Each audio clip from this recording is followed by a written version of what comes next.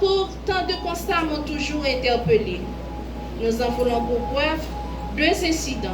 D'abord, incident malheureux qui était passé dans la prison civile Gonaïve, côté environ 287 jeunes garçons étaient arrivés forcés ouvrir cellule mesdames, ils étaient arrivés violer. Malgré cris, en pile douleur, en pile souffrance, les policiers ont attendu, mais ils n'ont pas de fait rien pour eux. Ensuite, nous avons une prison civile pour de paix après le séisme 12 janvier qui crasait, qui penchait à environ 387 détenus en dedans. Les femmes, petits monde, grands monde, garçons, ils ont secoué seulement tout le monde est victime. Ces situations et bien d'autres sont des signes indicateurs de cette lourde responsabilité qui m'est incombée. Mais au lieu d'être intimidée, elle renforce ma volonté de continuer à servir mon pays. Et de là, je vais pouvoir surmonter, transcender même les stéréotypes sur les sexes longtemps instaurés dans la société haïtienne. Parce que souvent, on dit, femme pas qu'à occuper tout poste, il y a un poste qui n'est pas fait pour femme, il y a un poste qui est trop gros pour femme. C'est une construction sociale. Étant une construction sociale, à l'OPC, nous donnons le ton dans le respect de l'égalité à l'OPC, nous donnons le ton dans la loi du 12 mars 2012 sur l'égalité professionnelle entre les hommes et les femmes dans les hautes fonctions publiques, exigeant un quota de 30% de participation de femmes dans tous les postes décisionnels. Si vrai, 46% de nos employés sont des femmes.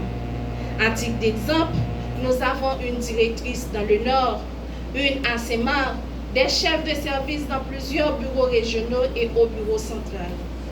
Et mon accession au poste de directrice générale vient renforcer cette vision égalitaire et non discriminatoire de l'OPC par l'intermédiaire du protecteur du citoyen, Maître Renan Edouville. Mesdames et messieurs, et comme je l'ai dit tantôt, je suis consciente de la responsabilité qui est désormais la mienne, consistant à mettre en œuvre les orientations et les décisions prises par le protecteur du citoyen et de la citoyenne, assurer la supervision et la coordination des directions de l'OPC. Pour cela, je promets de m'efforcer pour acquitter mon ouvrage avec toute l'expertise et le dévouement que requiert le poste, et ceci avec tout l'équilibre et le dépassement de soi.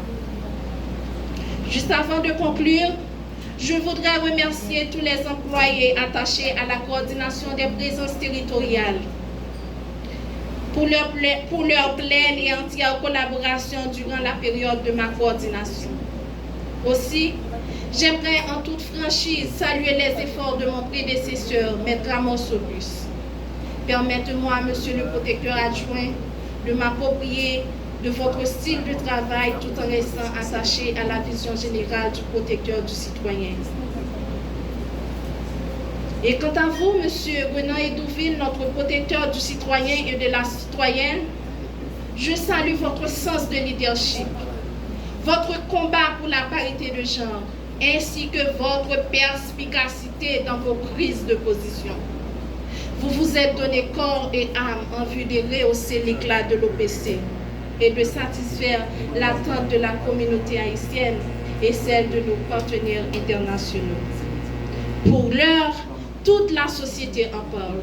Nous en sommes très fiers de vous. Enfin, mes très chers collaborateurs, mes très chères collaboratrices, chers partenaires internationaux, il est une vérité historique. La prospérité, l'exploit n'est jamais l'œuvre individuelle. De fait, le travail en équipe a été, est et sera toujours mon credo. C'est pour cela, dès maintenant, la pleine et entière collaboration de chacun de vous est sollicitée. Ainsi que Dieu, le premier défenseur des droits de l'homme, bénisse l'OPC, notre noble institution nationale des droits humains, qu'il vienne en aide à notre cher Haïti. Merci.